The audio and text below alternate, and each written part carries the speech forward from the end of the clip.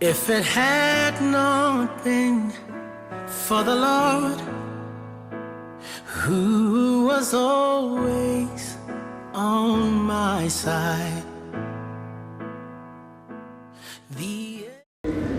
Then David put garrisons in Syria of Damascus. In the declaration, the father of 2 verses, see your reading, you are just going to write a declaration that the Lord will preserve you whatsoever you will go. Fear not. It doesn't matter whatever you are passing through. It doesn't matter what you are going through. The Lord God will preserve you. Amen. It doesn't matter the kind of the battle. It doesn't matter the kind of the struggle. Haijalishi kung'ang'ana unaong'ang'ana, wala haijalishi mapito unayopitia. Leo hii nataka nitangaze, the Lord will preserve you. Amen. Nyosha mikono yote miwili useme, oh God, in your hands I have me and my family. Lord, I am before you as David when Syrians were against them. And this is your promise. You preserved David. Preserve me. Preserve me. Preserve me. Lord, preserve me in the midst of my enemies, in the midst of coronavirus. Preserve me. I am in your hands. I don't have power. I don't have energy, but I have you. Oh God, preserve me from today. Preserve my body. Preserve my health. Preserve my family. Preserve my children. Preserve my job. Preserve everything. Oh God, God of David, preserve me.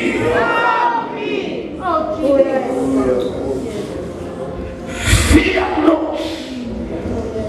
We will win the battle. Fear not. We will conquer the enemy. It doesn't matter what has happened. Haijalishi hata kama leo ndio umekuja kuokoka.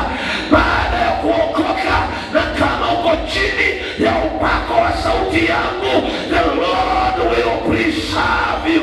The Lord will preserve you. The Lord will preserve you. Amen. Hallelujah. Amen. Praise God. Amen. Praise Jesus. Amen. Kama ninyosheni mkono wanarika hapa. Aya. Kwani mama Abi siku hizi wanarika? Bwana Yesu asifiwe. Amen. Nyosha mkono useme, Lord preserve me. Lord preserve me. Wacheni niwaambie kitu. Na nilikuwa nimeepa nisifundishe anointing. Maana kuna neno ambalo liko ndani yangu. Lakini kuna kitu nasikia ndani ya moyo wangu. Kuna kitu nasikia ndani ya moyo wangu.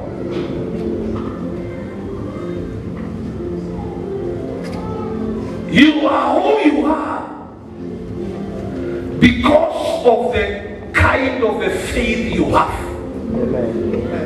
Hujanipata? Kila mtu ukula kulingana na tumbo yake. Kuna watu ambao hawawezi kumaliza sana, lakini kuna wengine ambao wakipakua chakula hapa tutakimbia. Ndio maana unaona self service sana haitakikani sana. Maana kuna wengine wanaweza kupakua chakula ukafikiria hapo na watu wengine ambao wanaenda kula nao, lakini utamwona ametoa koti ameweka kando kwanza ili aifanyie kazi. Unasikia kiambia natil nawe na anatil na hiyo chakula. Hii inakuja by the way. Atulie watu raise your faith. It is not because we are righteous. Tokea jirani yako mwambie you are not righteous. Never count yourself righteous. Because the Bible says, all have sinned and have fallen short of the glory of God. Maana wote walitenda dhambi, tulitenda dhambi na tukapungukiwa na utukufu wa Bwana. So kitu kimoja shetani ushikilia ili usiinuke ni judgment. Inaitwa inner judgment. I cannot be who I want to be because nobody has ever been what I want to be in our family. Sijui kama ni kizungu inawapita, maana hapo pakiingia kaime. Siwezi kuwa kile nataka niwe, kwa sababu nikijilinganisha na watu wetu, hakuna mmoja alifika pale ambao nataka niwe. Kwa hivyo shetani anakuja kuulizia hapo kwa sikio, kwa hivyo wewe ni nani ufike hapo? Amen. People die because they want to die. Kiswahili vita, watu hukufa kwa sababu wanataka wafe. Nenda uulize wafu, na utawapata wapi? Nenda uulize waliofiliwa, wanabaki na kitu ambayo inakuwa ni kama testimonial ya kwamba alipokuwa akituacha ni kama alikuwa anajua.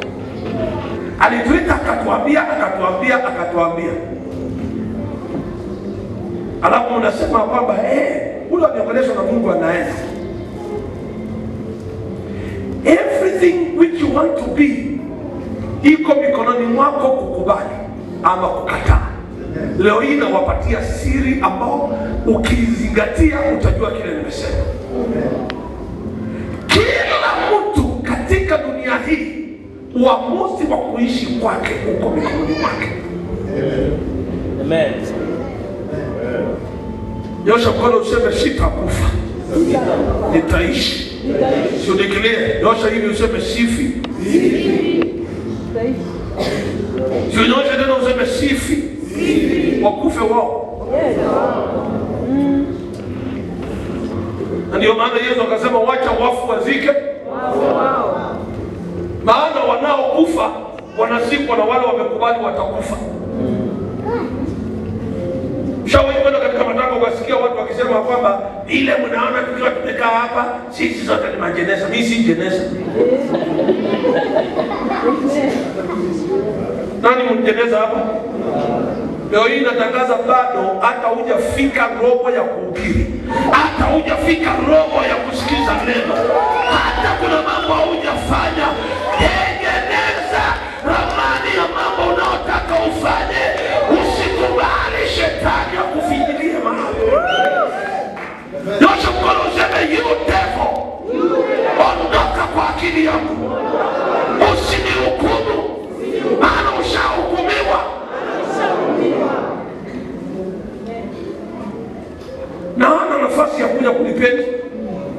Shetani hana nafasi ya kuja kulipenda. Lakini wewe hata saa hii ukule mtu, una nafasi ya kurudi tena uje usamehewe. Hata yule Kagongo ambaye amekufa akaenda jehanamu. Naona wengine hapa wananiambia usihukumu usije kuhukumiwa. Lakini Biblia inasema juu ya mtu kujiua. Ndio unaona serikali ukijaribu kwenye nyonga unaenda kushtakiwa na unaambiwa ulikuwa unataka kuua wewe. Hakuna kitu kibaya kama kusimama mbele ya koti na kuambiwa unashtakiwa ya kwamba tarehe fulani wewe Benjamin Mala ulitaka kuua Benjamin Mala. Ameacha kunipenda, nimeona heri nife kuliko kuishi. Nenda kukutana na Elia Mtishbi. Alisema kama wewe. Ati wadau mzee amekutesa, naenda kujimaliza. Ujui ya kwamba ukijimaliza ndio unamwachia nafasi. Na unajua, wacha niwaambie wale ambao mnafikiriaka suicide.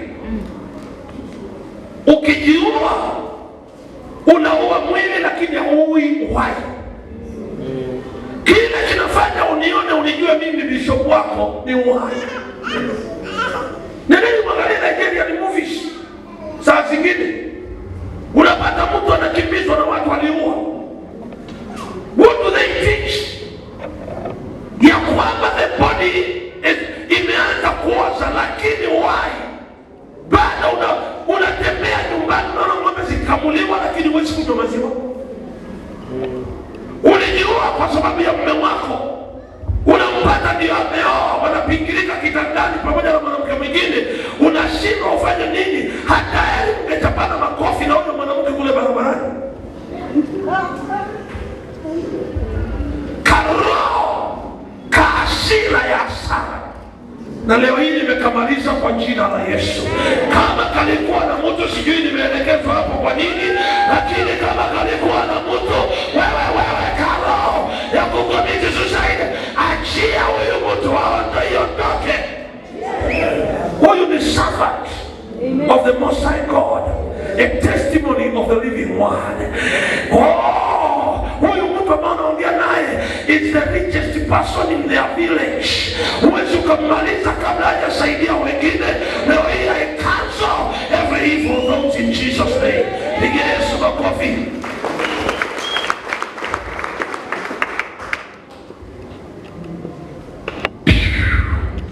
Niruhusuni nisihubiri anointing, nihubiri Sunday anointing.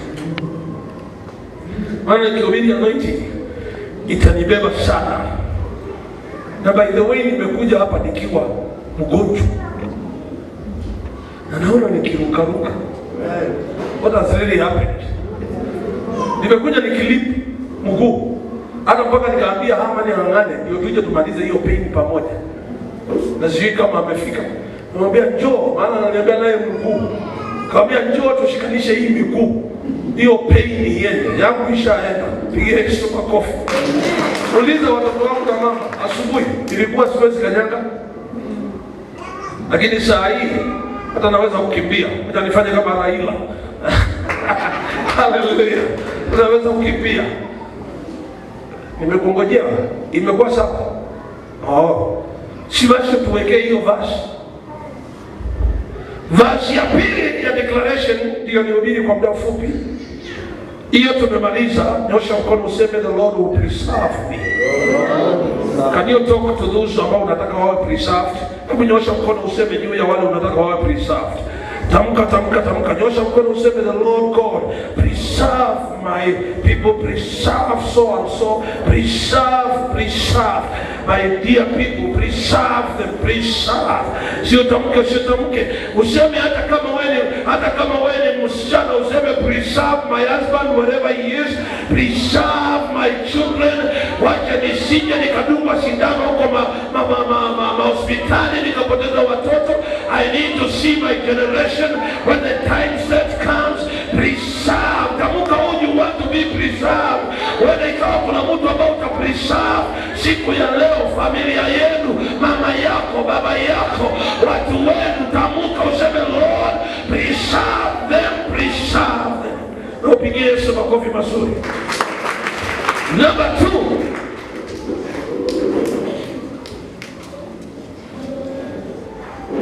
Numbers 31:49. Numbers. Na hii nilianza mwezi wa 3 last year, lakini sikupeana andiko yake.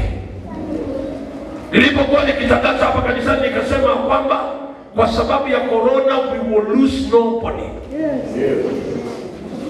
And I decree and declare in the name of Jesus Christ of heaven, we will never lose anybody because of corona. Amen. Naitangaza chini ya upako, we will never lose anybody because of corona. Amen. Numbers 31:49. And they said unto Moses, and said unto him, your servants have counted the soldiers. Sema, we have counted our members. We have counted our members. Under our commands. Wazee na wale viongozi, siwoteshe kidole hapa. Tusome pamoja. Your servants, Nicodemus, your servants have counted our members who are under our command, and not one is missing.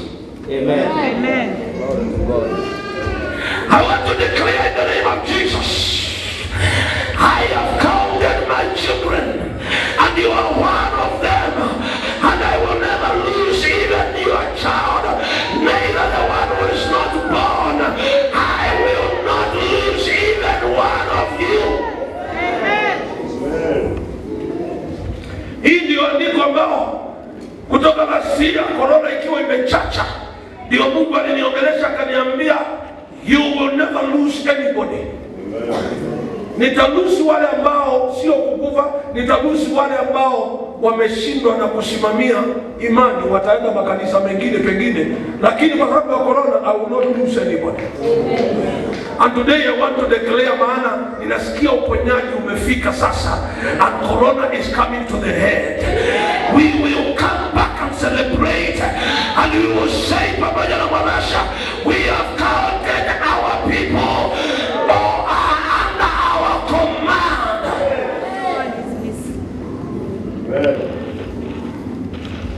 The people who are under, sio wale ambao kunja my command. You must hear the voice of God. The people who are under my command, I will never lose any. I will never lose. Na hata kama anaenda, kama anafika kaburini, tutainua tena arudi. Amen. Biblia inasema wakati mwingine Mungu akaambia Daudi tu, I will save my people. Na hata kama wamemezwa na simba, niende nipate nisikio imebaki, wataishi. Simba atatapika hao watu. Hata kama ni business yako ilikuwa imeliwa, go back again fully in Jesus name. I declare, go back fully in Jesus name. I say go back fully in Jesus name. Hata kama ni nini ilikuwa imeliwa, ninaitangaza kuanzia dakika hii, kilichokuwa kinakaa kama kinakufa, ninakiinua tena, ninainua tena. Hata ile kazi yako, hata ile biashara yako, hata ile ndoa yako, hata yale mambo yako yote, ninayainua tena. You never lose a customer. Nyosha mikono yako yote miwili. Useme, Lord, there are people who are under my command. And from today, under this anointing, I will count them back. And Lord, as you say to your servant Moses, I will never lose any. I will never lose my job. I will never lose my business. I will never lose my joy. I will never lose my health. I will never lose my people. From today, as you preserve me, make me not to lose.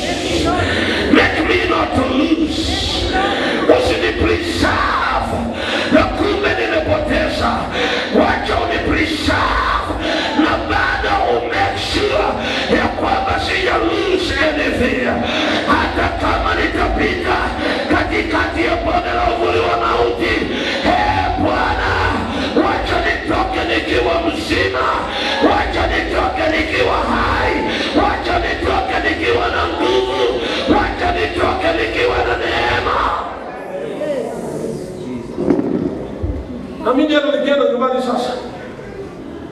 everybody is preserved. Me as your dad, I can go now and sleep. Man, there is no demon which can attack you anymore. Nyosha mikono yako sasa unielekeze. And Father, I cover them with the cloud of glory, the Shekinah glory, which protects.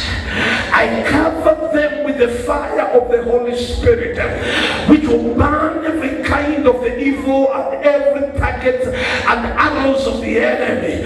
I cover them with the glory which will make them to raise from where they are into the higher standard. I cover them with the joy which is unmeasurable. I cover them with the finances, wealth and riches in the mighty name of Jesus. In the midst of those who are struggling, they will never struggle. In the midst of those who are sick, they will be healthy. In the midst of those who are in the battles, they will walk out victorious. In the midst of those who are even mocking them, they will come out joyfully and rejoicing in the Lord, for they are preserved and they are saved, and they will never miss anything which you have given them. I thank you, Lord, because you have done it. In Jesus' name, everybody say a good amen. Pigia Yesu makofi na usimame ushangilie Yesu. Pigia Yesu makofi na usimame ushangilie. Nasema simama ushangilie. Nasema shangilia. Kama hiyo neno inakuwa yako, shangilia. Shangilia, shangilia. Amen. And everybody say amen. And the church says amen. And the church says amen. Hii anointing inapenya mpaka naona inapenya maeneo mengine mpaka nyumbani. Inapenya kabisa kabisa kabisa. Inapenya. Amen. God bless you. You may be seated. John chapter number 5. Woo. Kele kele. Kele kele.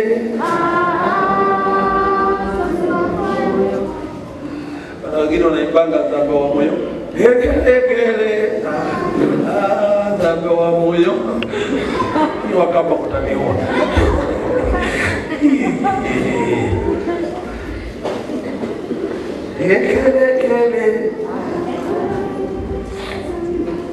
Sometimes later, Jesus went up to Jerusalem for a feast of the Jews.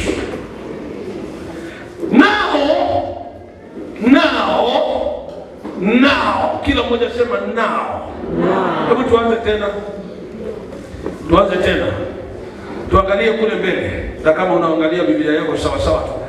Tuangalie kule mbele. Sometimes later. This is why I need some screens. Taka maskrini hapa katikati. And God is going to provide. Sometimes later. Alikuwa amechelewa wapi?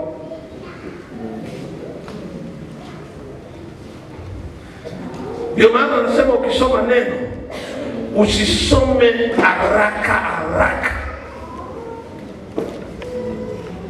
Inaanza hivi.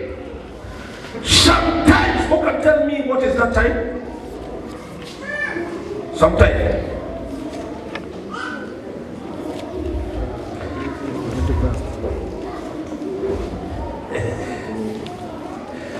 Hiyo ni yako. Maana hiyo ni ile story kwa hapo nyuma. Lakini nauliza sometime.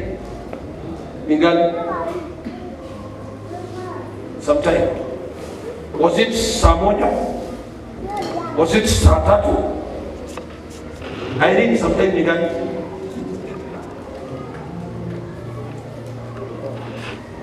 Unaweza kuniambia ni gani hili? Sometime I will come to your home sometime later. Nimekuambia saa ngapi? Thank you. I needed that word. Inamaanisha anytime. Sema anytime. From now. You say anytime from now. unapoongea na mimi. Sawa sawa. So kuna Biblia zingine zimeandika namna gani? Not some time later. Ingine imeandika after this. This what? Okay. King James Version inasema after this. After this there was a feast of the Jews, and Jesus went up to Jerusalem. Now, kumbe hii inaanza kama pia New Testament, New International Version. Now there is a Jerusalem by the sheep market, soko ya kondoo. Sema sokoni ya kondoo. By the way, niwafungua akili kidogo. In Jerusalem, in the Jews' land, they don't believe in goats. Ukipikia Myahudi, umpikie mbuzi, huwa anaamini ya kwamba umemdharau. Ukimpikia nguruwe, huwa anamaanisha namna gani? Wasome wa Biblia. Ukipikia Myahudi nguruwe, huwa inamaanisha kwamba umemwona wa laana. Israeli yote nzima, mchungaji anaitwa mchungaji ni yule anayechunga kondoo. Na ndio maana Yesu alikuwa anatumia mifano yao halisi, maana walipenda kondoo sana. Alikuwa anatumia kile wanachokipenda. Kuna vitu viwili ambao Uyahudi wanapenda: kondoo na mikate.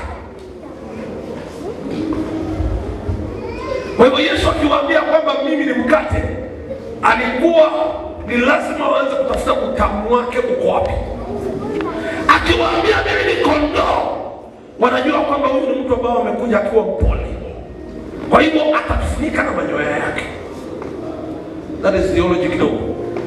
Wanaona faida yake, yeye amekuja kama mwana kondoo mwenye faida. Number 2, wanamuona kama the true sacrifice, maana wakiofa mwana kondoo walikuwa wanaamini kwamba dhambi zao zote zimesamehewa. Mwana kondoo asiye na inaitwa mawaa, ni maua. Mwana kondoo asiye na mawaa, walikuwa wanajua kabisa dhambi zote zimeondolewa. Lakini uende uchukue mbuzi, uende ukatoe kama dhabihu, hata unaweza kuuawa na Waisraeli. Nao katika hii soko walikuwa wanashindana. Hii soko ilikuwa ni ya kuuza kondoo, na walikuwa wanashindana yule ambaye ataitwa mwana kondoo. Yaani kuna kondoo mmoja alikuwa anashinda, na ndiye atafikwa mavazi na hata atolewe kama sacrifice kwa Israeli yote nzima. Kwa hiyo sasa katika hii soko kulikuwa na hicho kidimbwi cha kuosha nini? Kondoo. Umeelewa sasa? Wahubiri, umeelewa sasa? Usije ukawa unaongea juu ya swimming pool. Kulikuwa na hicho, na kilikuwa na mamilango 5. Mamilika anaitwa mabarasia. Inaitwaje Kiswahili? Mamilika 5. Ili wawe uje na brush yako na uoshe kondoo wako, ndio upeleke kwa market. Pigia Yesu makofi. Kuna kondoo zingine zilikuwa zinaosheka. The more unaosha zinatoa manyoya sababu ya ugonjwa, na the more unaosha amejikunyia sana kulingana vile ambao amelindwa na yule mchungaji wake. Haleluya! Ndio maana niliambia Mungu hata kabla sijawaona nyinyi, nikaambia Mungu, utakaponipa kanisa, hata kama mimi mwenyewe ni mwanadamu, lakini usiwahi kuninyima neno ambao inaweza kushafisha kila kondoo akawa mbele ya macho yako anafaa. Nilikataa kujimix na mambo ya mafuta na fagio na mambo mengi. Nikaamua heri nife bila chochote, lakini Gladys nikupatie the best of the world. Tukitoka pale nje unaweza ukaniangalia ukaniambia na kununue matendo mengi vile. Huyu mtu ambaye anatembea namna hii hata ana maana sawa. Kukosa maana kule nje hakuna shida, lakini nikisimama mbele yenu niambia Mungu elimu. Nikisimama mbele yako usitoke mbele yangu bila neno itakao kusaidia. Na nikiwa sina neno, heri nipeane ibada. Maana lazima aje. Ninapotoka hapa kwa kiti nikija hapa, huwa ninabadilika. Kutoka hapa ni mume wa Ana, nikifika hapa ninakuwa mchungaji wa watu. Ndio Yesu alikuwa anasema, anachoongea Baba ndicho naongea. Maana mimi na Baba tuko kitu kimoja. Nikute pale nje nikiwa na vijana royo tukikotania, hata usio royo, njoo pale ofisini unipate na saa. Gota Sam. Utashangaa wajana na Gota. Utashangaa. Ukinipata pale nje tukiongea, unaweza kuuliza kumbe anakasirika. Ukinipata nikisomea fundi, unaweza kuuliza na huyu ni bishop ama ni mtu mwingine. Lakini tukiingia katika madhabahu, lazima Mungu anichukue. Nilimwambia Bwana, siku moja nisisimame mbele ya watu wako na niongee akili yako. Nipe niongee wewe, ili hizi kondoo zikimaliza kutoka kwa haya maji, zikiingia sokoni zina faida. Zikiingia sokoni, ndio maana hata kama kuna mtu alitoka kwa hii kanisa akaenda kwa hizi kanisa siku hapa Mlolongo, wakitoka wengine wanaofanyika chairlady, mwingine ndiye anafanyika assistant pastor, mwingine ndiye anafanyika ndiye anasimamia, nenda zunguka. This is the only factory which makes the pure sheep. Hapa pure. Sasa zingine ubiri mpaka najipata ni mimi najihubiria. Na siwaambii, ushawahi kuhubiri, niseme kama nani yule mhubiri, unahubiri mpaka unasikia neno inakukata, lakini wewe umenyamazia hapo tu, unasema na Bwana anatenda, na Bwana anatenda. Na zingine unaona mtu akilia hapa, kumbe yeye ndio kwanza ameambiwa sasa kumalizana na hii kabla haijafika kule. Maana neno la Bwana ni mpaka ukatao kuwili. Mhubiri akija kuhubiri hapa na kumbe neno iko kwa watu, haiko kwake, huyo sio mhubiri, ni judge. Inakata. Mukioshwa na oshwa. Mukitoka sokoni hata mimi niko sokoni. Hiyo takuja kuhubiri juu ya anointing. Hiyo mjue what is anointing.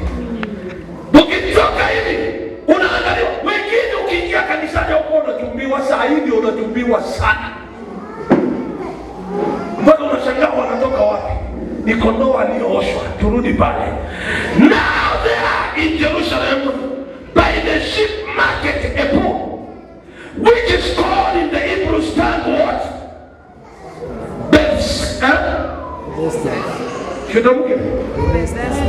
Bethesda. Bethesda ama Bethesda. Hii sio Bethsaida. Hii ni Bethesda.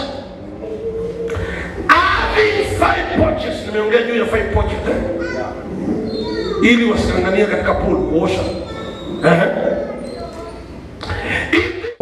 Tunahesabu katika hichi kidimbwi kulikuwa na multitudes imported folk of life and withered, waiting for the moving of the water. Hapa kuna mixture. hii verse ingekuwa hapo. Hebu twende chini kidogo niwaonyeshe mahali ingekuwa. Maana imekomix. For an angel ingeanzia hiyo. Hii ndio ingekuwa verse number. Hii ni verse number what? Hii ni 4. Hii ni verse number 4. Verse number 5. Verse number 4. Maana hii explanation ingekuwa ndio ya kwanza, ndio sasa uelezewe na kulikuwa na watu walikuwa wamelazwa pale. Kisa na sababu, for an angel went down at a certain season in the pool and troubled the water. God, take away the theology. I just need to preach. Whatsoever then first after the troubling of the water stepped in was made wool of whatever disease. Rule number 3. So in this pool, walikuwa wamelala watu waliokuwa folk. Kiswahili inasemaje? Walikuwa wamelala. Hapa palikuwa na idadi kubwa ya wasiojiweza. Hapa palikuwa na idadi ya watu wengi wasiojiweza. Yaani vipofu. Viwete. Waliopooza. Kiswahili imeishia hapo. Ama Biblia yako imemaliza. Wakingojea maji itibuliwe. Nisikize. Niangalie. Anytime you enter into a church, there is an angel who is already in the church to make a ministerial to the people. Amen. What is important is for you to realize the time of your visitation and the kind of the problem you have. Amen. Nahubiria watu ambao wajui Kizungu, nitafanya namna gani? Maana ningekuwa nahubiria wazungu wangekuwa wamepiga makofi, maana wamejua nimeweka point. Narudia tena, kila wakati unapoingia katika kanisa, uwe mchungaji, uwe askofu, uwe mshirika, kuna malaika ambaye yuko kwa hiyo kanisa. Nenda usome Revelation chapter number 1, I think. Ndio utapata na kwa malaika wa makanisa 7 waandike. So inamaanisha kuna malaika ambaye nikija kufungua hii kanisa huko, alitumwa na akawa employed kwa hii kanisa. Kazi yake, mimi nikipeana ujumbe, anatembea akichunguza mioyo. Anapata kwamba huyu anajielewa na ameelewa wakati wa kujiliwa kwake.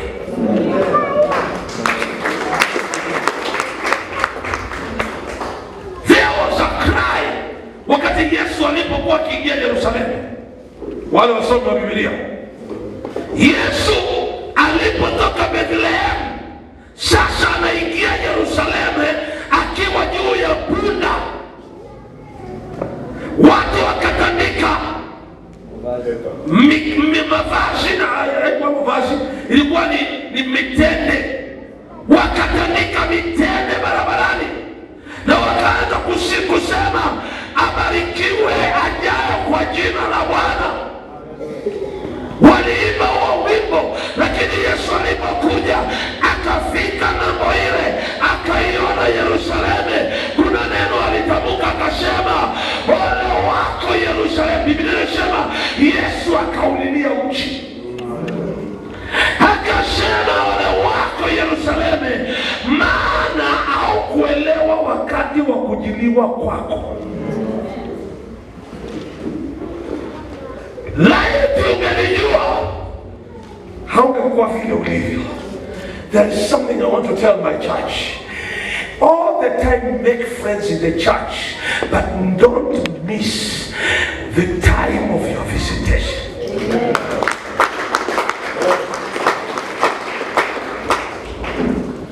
You can make many friends in the church. You can make many friends outside there. But make sure that you don't miss the time of your visitation. Amen. Make sure that you have many friends. Make sure that you have many people who can help you. Make sure that many people are closer to you. Make sure that you have many people who are important to you. But I want to say and I want to urge you, or I beseech you by the mercies of God, be very much careful not to miss the time of your visitation. The time of your visitation is the time God can take away your sins, zile ambazo watu wanakuhukumu nazo. The time of your visitation is the time God can take away the sickness ambao madaktari wameshindwa nayo.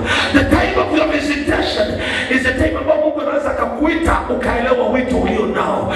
The time of your visitation is the time ambao unaweza kueleza na kuelewa ni kitu gani ambao umekuwa ukifanya makosa na ukarudi katika njia. The time of your visitation is the time unaweza kuelewa ni kitu gani ambao kinafanya kazi katika ulimwengu wa kiroho. The time of your visitation is the time you may understand who is your enemy and how is he doing against your life. The time of your visitation is the time you're not supposed to miss it. Amen. Miss your lunch but not miss your visitation. Miss friends but not miss your visitation. Miss your salary but don't miss your visitation. You can miss even your job but don't miss your visitation. You can miss even the laughter of your good people but never miss your visitation.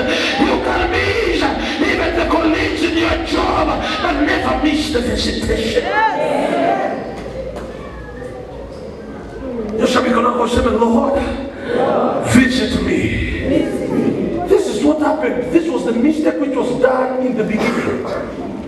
The Bible says in the book of Genesis, the Bible says, and God was visiting Adam in the time of the sunset. Mungu alikuwa ana visit Adam wakati jua linapoenda kutua. You have never been in the season when you are visited by God. Na Biblia inasema wakati watoto wa Eli, na tafadhali wacha niingie mahali. Tafadhali. Eli hakufanya dhambi, waliofanya dhambi ni akina nani?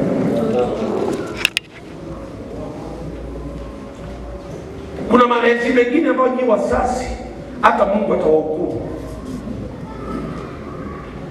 Maana hii malezi ambao mtoto hata tukiingia kwa nyumba yako, mtoto wako anaweza kukimbia kaja kuingia kwa sahani ya mgeni, achukue mguu wa kuku, akichukua wangu tutamuotoa pepo. Acha nije kwako siku. Chaneni na tabia mbaya. Ati dadii,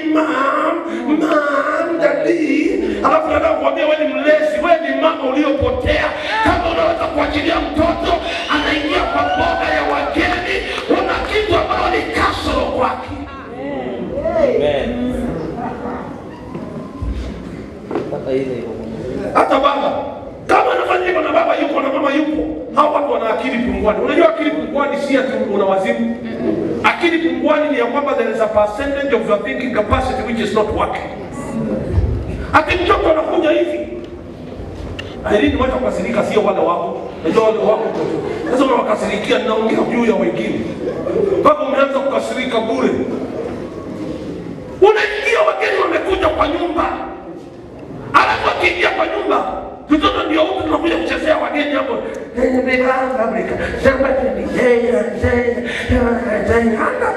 Wanakanyanga mpaka wanaangusha maji ya mgeni.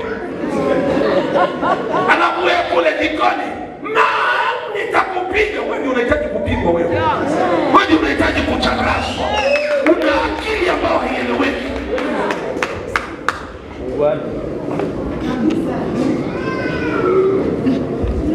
Tulienda kwa mwingine, mama ndiye alicharaza kwa watoto. Sisemi ni wapi, lakini si hapa. Mama ndiye alifinya katoto. Tukaenda kuomba kwa familia fulani. Katoto ambaye mama yake baba yake hawakani. Kada akakuja kufungua wa mama tuliokuwa na wao maleso na kuinua nguo wakiungulia. Cha kusema asa nangojea enjo mpaka ofisi.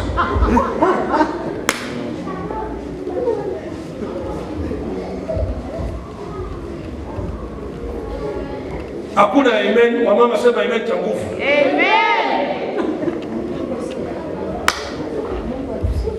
Mungu asaidie. Umelea na wengine tuanza kuangalia hapa kwa hii kanisa. Hapa tumeanza sasa leo. Maana hiyo sijui imetoka wapi. Hapa ndio tunaangalia. Watoto ambao wanaweza kusomea baba yao mbele ya watu. Alafu naanza kucheka hapo. Unajua mtoto wangu ni kama lawyer. Akiwa na kabisa kwa mkono.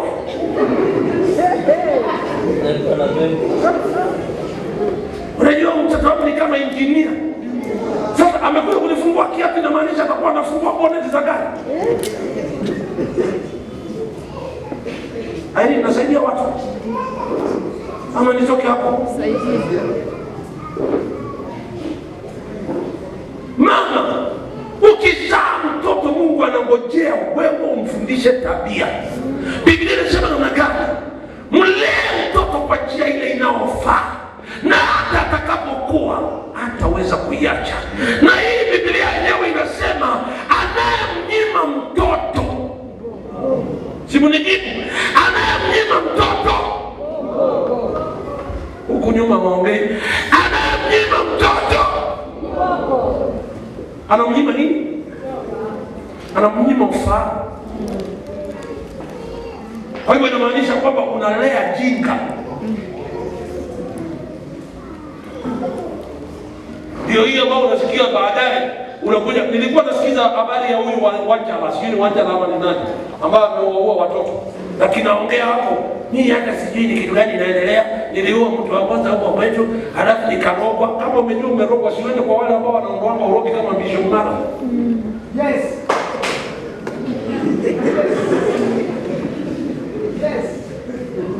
Ati kutoka siku hiyo ndio roho ikaniingia. Mimi huwa naenda nikiua. Sasa juzi babake akataka kuongea.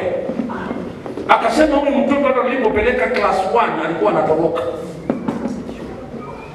Tukajaribu kuendelea naye kwa sababu aliona hiyo, kuendelea naye anatoroka. Shika mtu kanyangia chini.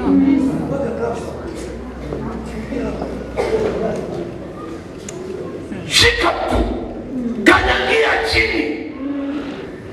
Tandika. Kabisa. Rudi nyuma. Umejaa roho. Tena kupata Biblia. Unajua mimi mamangu alikuwa anakupiga na hiyo andiko. Nilikuwa najua ya kwamba leo iko. Mama ukisikia ukiona mama ameenda amenunua unga ya ngano, ilikuwa kipindi hicho ni paa. Alete paa na achinje kuku. Na yeye hataki mtu apike, ni yeye anataka apike. Halafu akikaa chini, mamangu alikuwa mwingine wa ajabu. Akikaa chini anaanza kuimba kwa Kikamba, tolema ikati ndimalwa. Unajua kulima nini? Tumilima zote zitawekwa chini. Tolema ikati ndimalwa. Hata kama ni kuni anataka, anainuka aende akachukue mwenyewe. My sister Eliza pastor alikuwa anaanza kulia hata kabla hajasomewa mashtaka. Ndio ulikuwa unaanza kusikia Eliza. Mungu mwaito ni jao. Tolema. Sasa unajua anatupatia nafasi ya kila mtu aende akachunguze ni wapi ambao anaweza kuwa ameenda kombo. Yule atawekewa mguu. Ukiona saa ya kupakuliwa, sahani yako ndio imewekwa mguu ya kuku. Hebu unyomu moke na hiyo mguu au wewe.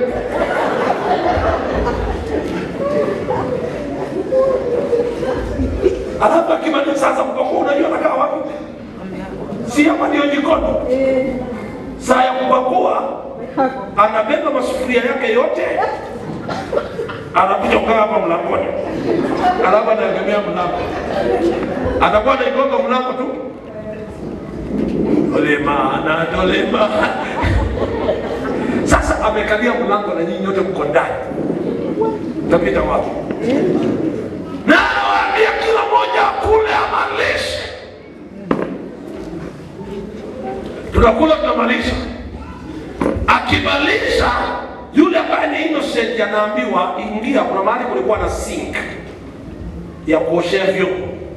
Naambiwa angalia kwa sink, ufungue hizo mlango, unapata amekata zile fimbo ambazo zimekujwa kulikuwa na sikuja ile nini ya kucheza. Si mnaelewa? Haivunjikangi haraka na msenzi hili. Haivunjikangi haraka. Sasa hiyo ndio anaiweka hapo chini. Akiweka tule tunyama na chapati zote zinaisha kwa tumbo. Kila mtu tumacho ni kama tule tunyama tu ambao huwa bush babies. Tumacho kila mtu. My sister Eliza ndiye alikuwa anaanza.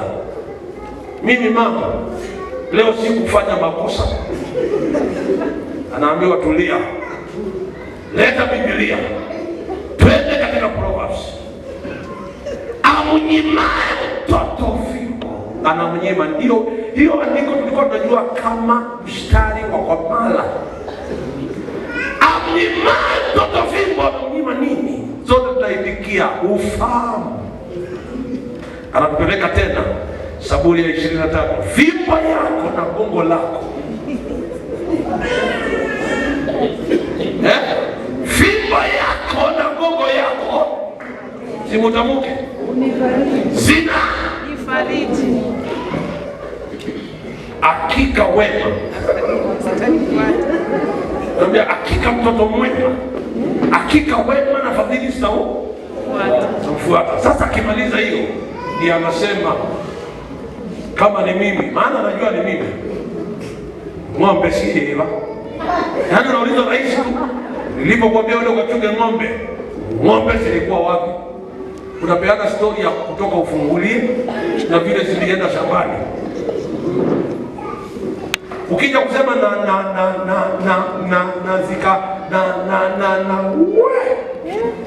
alikuwa anakuja anakuchapa mpaka anakukalia. Na mimi nilikuwa na ujanja. Akinikalia ninajifanya nimekufa. Maana nilikuwa najua anaongopanga kufa. So akinikalia tu natoa ulimi. Alafu Eliza anasema nikeuku. Asingelifanya hivyo leo hii ungekuwa na bishop. Asingelifanya hivyo leo hii ungekuwa na mume. Maana niliingia ujambazi, lakini ujambazi haukuweza. Nikaja siku moja kuna pesa nimetoka kuiba. Nilitapikwa nikiwa na kidefu. Wewe unamuona, unamjua eh? Nilitapikwa. Yaani mama ambaye alihakikisha kila mtoto atapotea kwa kupenda kwake. Wewe sema nani?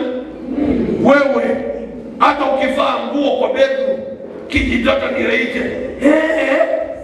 Nani? Hiyo ni yale. Kwenye siku ile kutakuwa na wageni na kaweka kama kofia kaleta.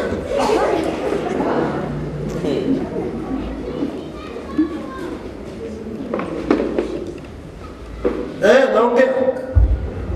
Na watu mlielewa namna hiyo. This is the place where you need to be to change. You don't need to go to the apostolic church point. Kuna makanisa moja niliona mahali inaitwa Church Point Apostolic Ministry. You don't need to go to change point. Kama huko change hata ukienda kwa change point hauta change. Malezi. Mimi ni kwa fadhali. Lakini wewe mom, hii majina ya kuita watoto mom acha kabisa. Ita mtoto jina lake, umfunze mtoto wako asije kuja kwako akiwa jambazi. Dhambi ya Eli hakujua upako ukiondoka. Lakini uliondolewa na kina nani? Watoto. Mimi niko huko nyumbani. Sijui watoto wanaendelea namna gani, nafikiria ni huduma wanafanya, lakini kumbe wametai, wanaenda wanaingia katika nyungu, wanachukua chakula cha makwani. Nyinyi ambao ni wachungaji, nisikizeni, hakuna mahali ambao shetani hucheza sana kama kwa watoto wa wachungaji.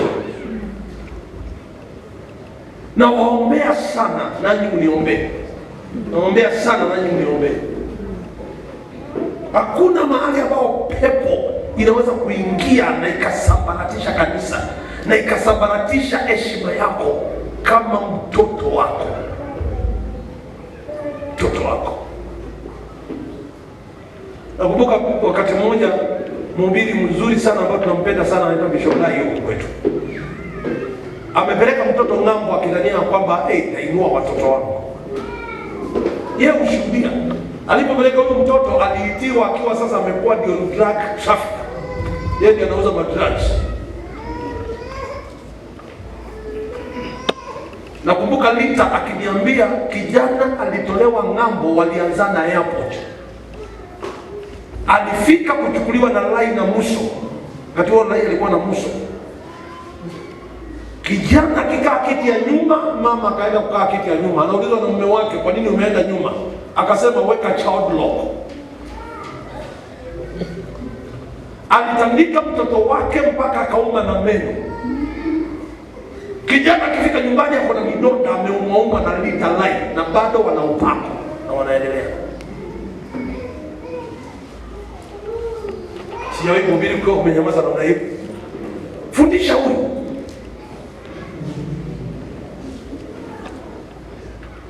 Kushinda kiwa namna hii, utaweza kulea hao. Upako wa Eli uliondoka wakati huu. Now there was a time of visitation. Na unajua time of visitation, wakati mnanisikiza, wakati mnajua wale mmeokoka kabisa, wakati mnajua kuna vipindi vya ugumu na vipindi vya kujiliwa. Hebu nyoosha mkono. Sio nyoosha mkono kama unajua. Kuna vipindi ambao unaweza kukaa namna hiyo ukafikiria kwamba uko kuzimu. Hata kuomba unajaribu kwenda kusema Baba naja kwako.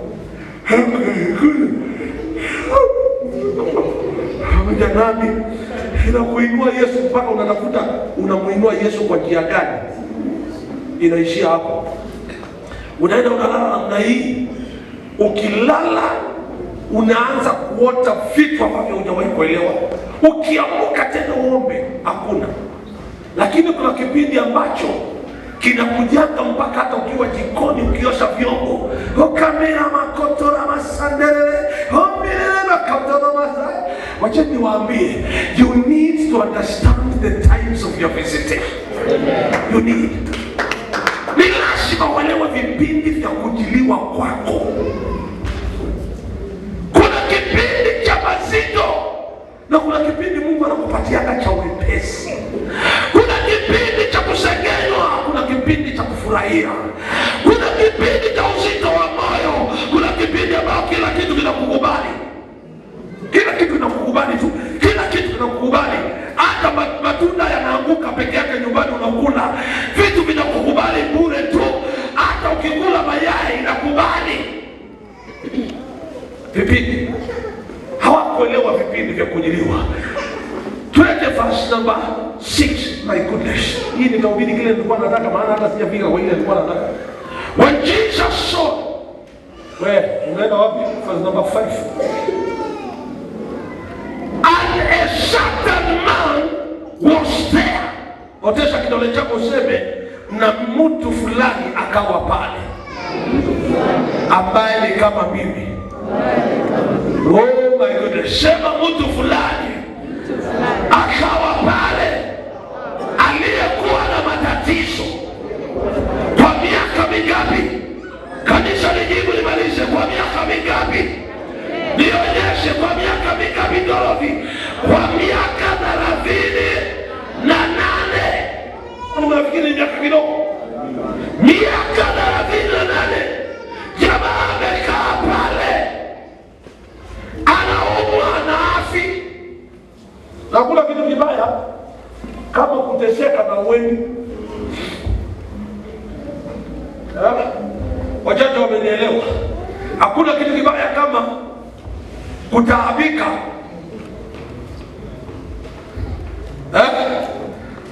Kama kutaabika na wengi mahali ni taabu tu, mpaka saa zingine mnaanza kuomba hii ombi: Baba, utakaponibariki tu utafanya nini?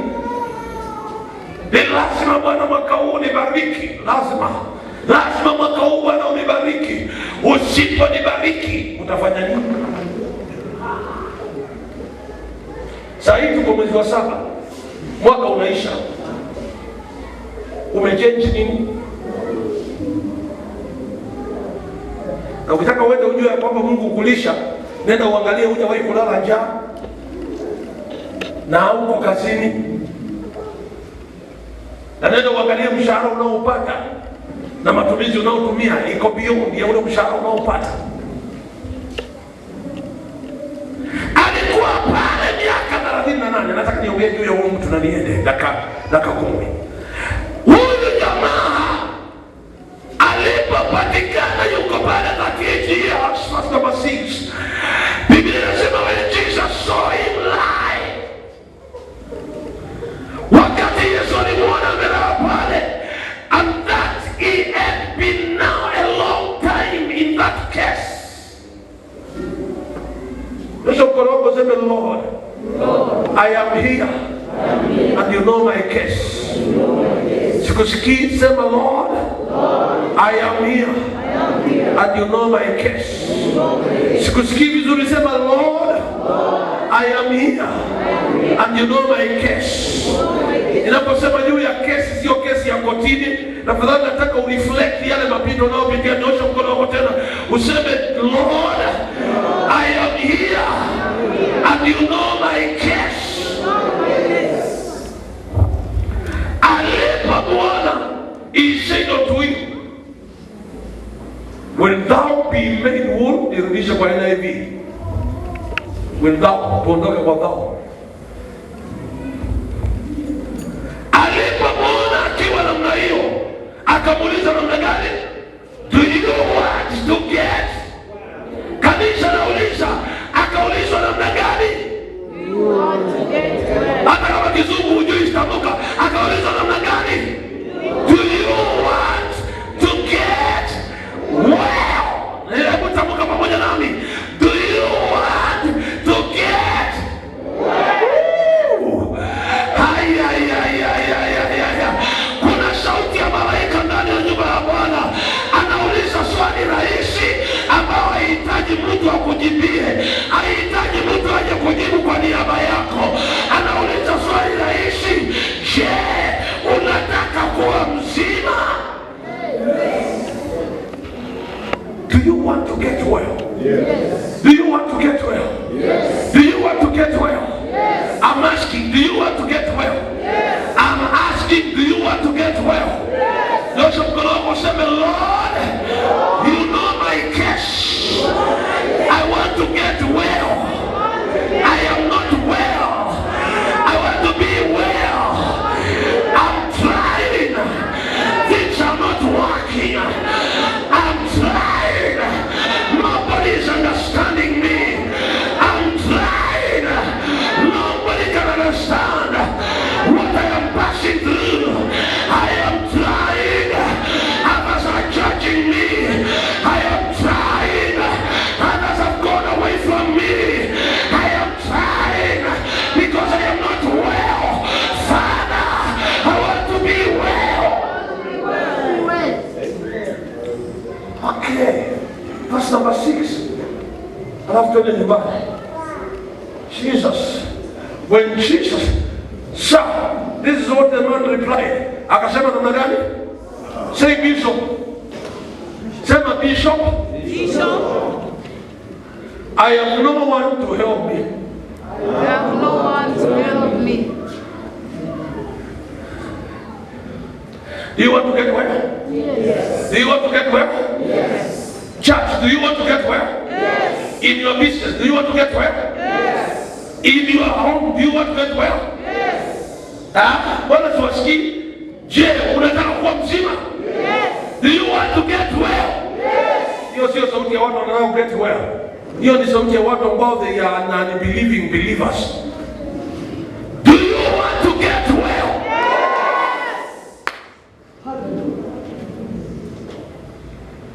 Wao umejibu vizuri.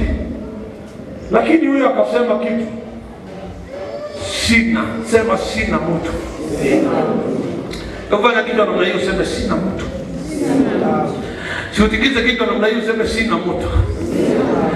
Mbona utikize kitu, atikiza hata kama iko namna gani, sema sina mtu. Sema shida yangu. Sina mtu kwa akili. Sina mtu kazini. Sina mtu nyumbani. Si utikize kitu, sema sina mtu anayeweza kuniweka katika hii baraka. Tikita kichwa tena useme sina mtu. Leo nimekuja kuhubiri ya kwamba asiye na mtu utapata mtu. Yule ambaye ana mtu leo hii utapata mtu. Natangaza hadharani leo, asiye na mtu leo utapata mtu. Wale ambao umeteseka kwa sababu hamuna watu wa kuwasaidia, leo hii nimewaletea mtu wa kuwasaidia.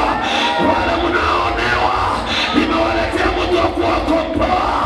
Wale ambao mmeteseka, nimewaletea mtu wa kuwainua. Hauna mtu yeyote, hauna Irene, hauna shida ya kesi hii, hauna mtu. Lakini leo nimekuletea mwenyewe. Maana ukichukua huyu, anaenda analipa, anaondoka na kuondokea. Huyu mtu hakuwa na shida, tumehubiri sana, alikuwa na shida lakini hakuwa na shida.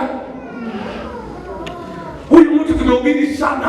Hata mimi nimehubiri ya kwamba ningekuwa yeye ningepingirika nikaanga kwa maji. Lakini sheria iko ukae kwa maji. Ilikuwa ni maji itibuliwe, mung'ang'ane yule ataingia wa kwanza. Maana baraka hizi ni kung'ang'ania.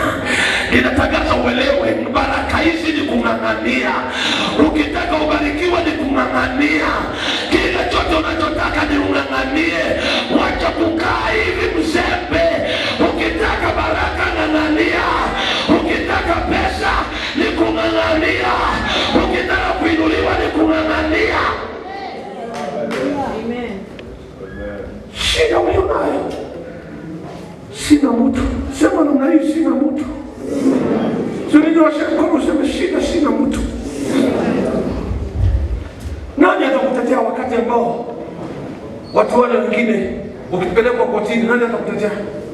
Wale wengine wako na pesa za kulipa lawyer. Ni nani atakaye wakati ambao umewekwa korokoroni? Siku hizi ndio unaona akina Songo, hata kama mtu amefanya makosa, umuone akikaa seli. Wewe fanya makosa kidogo. Maana yule ambaye anafanya makosa ako na mtu wa kumtetea. Kuna watu wako na watu wao wa kuwatetea. Unaweza kumshika namna hii akapiga simu akapigia mtiambai. Kuna mwingine ambaye akishikwa namna hii, daktari yule wa upasuaji akigonjeka, daktari mkubwa wa upasuaji Kenya ni rafiki yake. Kwa hiyo akipata na ugonjwa ameinua simu, daktari. Nimegonjeka. Wewe ambaye hauna mtu yeyote, muuza tomato ambao hauna mtu yeyote. Wakati utashikwa na kansa, ni nani atakutetea? Wakati utashikwa na magonjwa mazito, ni nani atakutetea? Hata mkiuza shamba yenu nyumbani yote, hakuna mtu ambaye kuna hiyo shamba haiwezi kalipa gharama ya hospitali. Ni nani atakutetea? Hata wakati ambao kesi inakuja, ukienda kuangalia, moja anaitisha $100,000, hata shilingi 1,000 ule waipata. Ndio maana Yesu akasema, Roho wa Bwana juu yangu, maana amenitia mafuta kuja kuwahubiria masikini utajiri wao. Yesu alikuja wasio na watu wapate mtu. Unisikii? Yesu alikuja wasio na watu wapate mtu. Yesu alikuja wale wasio na watu wapate mtu. Sasa zingine nakaa namna hiyo, unasikia katoto kanakuja anasema dadi ameninunulia gari. Unaangalia wale mjane, watoto wako wana baba. Unaangalia mtoto anakuuliza dadi alienda wapi, unashindwa kumwambia yuko mchangani, ama unashindwa kumwambia tuliachana. Mtoto anakuuliza swali mpaka unashindwa, unapiga magoti unasema Bwana nilikosea wapi? Bwana nilitendeka? Hata kama wengine wako na wazazi wao, usihangaike. Kuna aliyekuja zaidi ya wazazi. Kwa yule asiye na mtu, Yehova ako na mtu.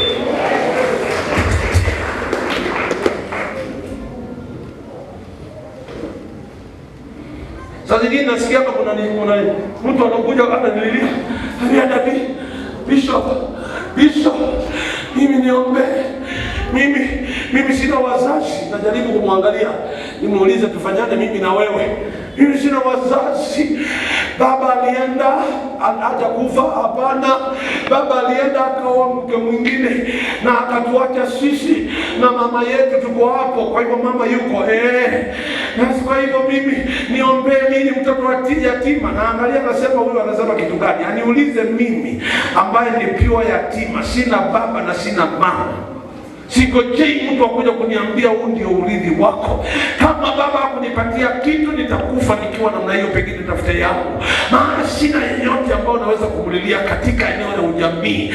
Maana ndugu yangu akiangalia na yeye pia anatafuta zake, dada yangu akiangalia anatafuta ya kwake. Nimekuja nitangaze ya kwamba asiye na mtu, acha Yesu atokezee. Inaweza kuwa ni miaka mingi umehangaika, lakini nakuletea atakaye kusaidia, ambaye ukimwambia sina mtu, anakuambia nimekuja ili sasa nikuinue. Miaka ya shida imetosha. Nyosha mkono useme imetosha. Sema imetosha. Sema imetosha. Miaka ya taabu imetosha. Leo hii lazima tufunge chapter. Bwana Yesu asifiwe. Sina mtu.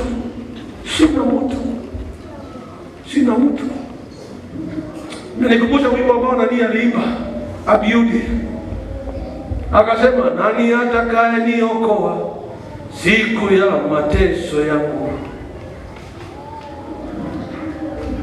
Nikifungwa jela, nani atanitetea? Wengine wanao watu wakubwa serikali,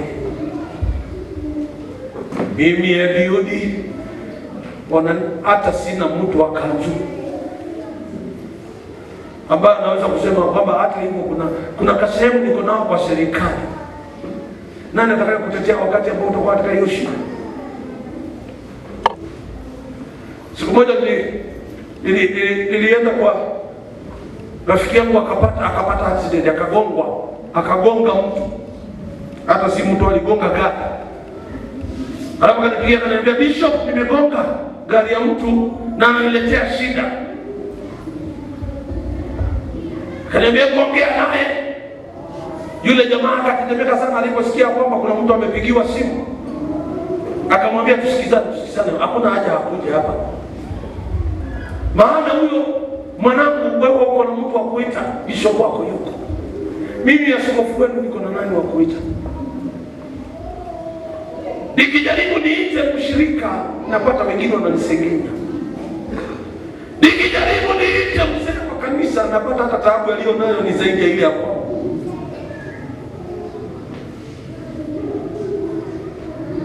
Leo hii nimekuja kutangaza, asiye na mtu, Yesu atakuja hata kama miaka imeenda.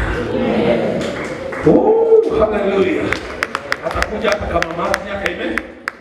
Hata kama miaka imeenda, kuna wakati ambao atakuja na afike na aseme ya kwamba siku ya leo inatulia. Namaliza. Daniel chapter 3. Hiyo sitasoma sana. Danieli mfalme Belshaza anasikia kuna watu wanatengeneza kinyago kikubwa ambacho kila mtu atakuwa anakiinamia. Kisa kisa na maana watafute Shadraka, Meshaki na Abednego ili waache kuabudu masaa yale walikuwa wanaabudu. Biblia inasema kilipotengenezwa, mfalme akaja na the ring akaweka, akasema yule ambaye hataabudu kinyango hiki, uamuzi tunaoamua kwa pamoja, atatupwa katika tanuru ya moto. Haikuchukua muda, wakaja wakasema kuna watu ambao waabudu hiki kinyango. Nani? Shadraki, Meshaki, simtamke, na Abednego wamekataana na hii mambo. Wamekataa. Hawana mtu ambaye alikuwa kuwatetea. Kila mtu katika Babiloni nzima amsimama kinyume cha Shadraka, Meshaki na Abednego. Leo hii natangaza, haijalishi kilichosimama kinyume cha maisha yako na kwa miaka mingapi, leo hii nimeleta atakaye kutetea. Kuna yule atakaye kutetea. Kaja Belshaza akaambiwa kwamba Shadraka, Meshaki waabudu kinyango. Akawaita wakamwambia mfalme, ishi milele, lakini habari ya kinyango hatutaabudu. Kama Mungu atatuokoa kwa hii tanuru, sawa, na kama hatatuokoa, sawa. Sema maisha sawa, sema maisha sawa. Nataka nione mtu akifanya maisha, sema maisha sawa. Kila kitu yote anasema ndio, yote ni sawa, yote ni sawa. Mfalme akashirika akasema, nendeni muweke hiyo jiko iwake moto mara 7, ili yule ambaye wa kuteketea, hata namaliza ndugu, ili yule ambaye wa kuteketea ateketee cha kweli. Namaliza. Walipochukua wakatupa Shadraka, Meshaki na Abednego, simama kwa miguu.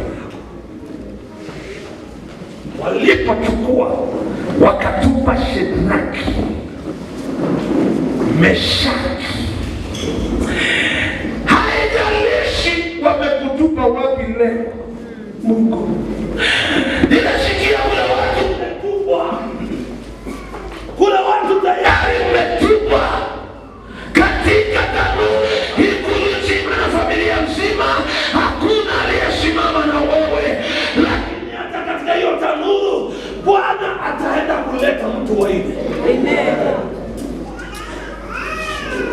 Nasema walitupa wote wa nne katika jaribu, sema katika jaribu, lakini walipotupwa, Biblia yangu inanitajia pale walifungwa mikono, miguu na makoti yao yakafungwa, na wakafungwa kila mahali, ili wakitupa ndani asiwe wa kutoroka.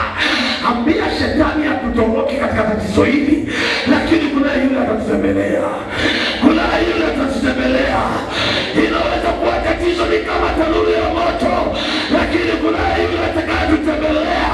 Haijalishi imewakishwa mara 7, lakini Bwana atatutembelea. Walipotupa kama ndio zilichomeka, nyosha mikono yako useme hatua za maadui. Sema vifungo vya maadui viteketee vyenyewe. Nyosha mkono useme vifungo vyao na maneno yao na ila zao na mipango yao na mbinu zao na kila kazi zao ziteketee. Zilipoteketea wakafunguliwa na wakaanza kutembea ndani ya moto. Itakuwa ni utalii ndani ya majaribu, itakuwa ni utalii ndani ya majaribu, itakuwa ni utalii ndani ya hayo majaribu, itakuwa ni utalii. Amen. Asubuhi na mapema Belshaza anaamka, anaenda kwa moto, anasema Shadraka, siuitike, Shadraka, Meshaki, Abednego. Wakaitika wakiwa ndani ya moto. Walipoitika wakiwa ndani ya moto, akaangalia akaita wale waliokuwa pamoja. Inasema kikosi kinachokuinukia chote tutakiita kitazame miracles ambao Mungu ametenda. Ninamalizia leo hii, kama nasikia unabii, ningekuwa wale wahubiri wa sasa ningesema nataka kutoa unabii, ningesema can I prophesy, lakini nasema hivi, sikiza, nyosha mikono yako. Ninajua ya kwamba maadui wanaokuinukia sio huyo peke yake, ako na kikosi chake. Ninaomba Mungu ili waipe hicho kikosi kikuangalie ukivuka katika mambo ingine, kikuangalie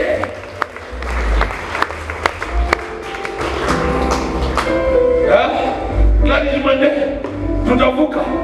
Inaenda namna gani? Tutavuka. Utaimba nikimaliza. Ninaomba hata kama ni ndugu zako waje kusimama mahali wakuangalie, waseme aja atina ameanza kuendesha gari, aja na anajenga nyumba yake, aja na ndio huyo anaendelea. Tulidhania kwamba tumemmaliza, lakini ndio walipokuja wakaangalia, wakaulizwa na mfalme, nyinyi si ndio mlimtupa? Hatukutupa watu watatu? Sema yes sir. Tuseme yes sir. Si tulitupa watu watatu? Mnaona wangapi hapa ndani? Mnaona wangapi? Wewe mnaona wangapi? Ndio jirani yako mwambie siko peke yangu. Kwa hivyo ukinipiga vita siko peke yangu. Ukiinua vita jua siko peke yangu. Unaponiinulia vita jua ni siko peke yangu. Wanapokuinukia kazini hauko peke yako. Wanapokuinukia kijamii hauko peke yako. Mungu atatuma mtu wake haraka. Leo hii naomba mwanzo kusikia visitation. Wacha kulala ukilia. Nataka usiku ukienda kulala leo usikie mtu wa ine ndani ya nyumba akwambie I am here, even when the others are not with you. Wow. Up to today kuna kitu ambao ilihubiriwa na mhubiri alikuja Mombasa wakati fulani, Adeboye, na kuhubiri juu ya making relationship with the Holy Spirit. Alafu yeye akasema kalenda yake tayari ishachukuliwa na Roho. Hii ingine ni mwili wake anasukumanga. Yaani hii ni mwili nasukumanga, lakini ndani yangu kuna dereva, kuna kondakta huko ndani. Alafu akasema early in the morning akitaka kuamka sio yeye anajiamsha. The Holy Spirit must come. Na hajamwambia wake up, pray. Na maana Biblia inasema na Roho Mtakatifu ndiye anakuombea kwa kuungua kusikoweza kutamkika, anakufundisha jinsi ya kuomba. Kutoka siku hiyo nami nikaenda nikaambia Mungu, maana sisi kwetu huwa ni watu wa usingizi, nisaidie wewe unaniamsha asubuhi. Kila asubuhi saa zangu za kuamka, kutoka zamani huwa nasikia ni kama mtu amenichapa kakofi. Sio kakofi kama kakali. Ingekuwa ni mtu ambaye ajui Mungu, unaweza kufikiria mama ndiye amenichapa. Na saa hiyo akinichapa namna hiyo ninaamka, na kama ni neno alikuwa anataka nije nayo kanisani ananipatia, mpaka hata mama akiamka ananipata nimeshika simu. Message zangu nyingi unanipata simu inalala kwa pilo. Unapata saa hiyo ninaongeleza, saa hiyo ninaandika, saa hiyo hata kuna maombi, revelation to another revelation. Akimaliza ananiambia and it is done. Sasa ndio naweza kuinuka nikaenda kusema thank you Lord, thank you for this. Wapendwa, there is God in heaven who can visit people. Don't walk alone. Umetembea peke yako kwa miaka mingi sana, na ukiona unatembea na mtu anakupotezea uwepo, achana naye haraka. Kuna watu wengine ambao kazi yao ni kukupotezea uwepo, achana na huyo mtu haraka sana. There is God in heaven who can give you and who can speak to you. He will tell you what to do. He will whisper to you what you're supposed to do. He will tell you where you are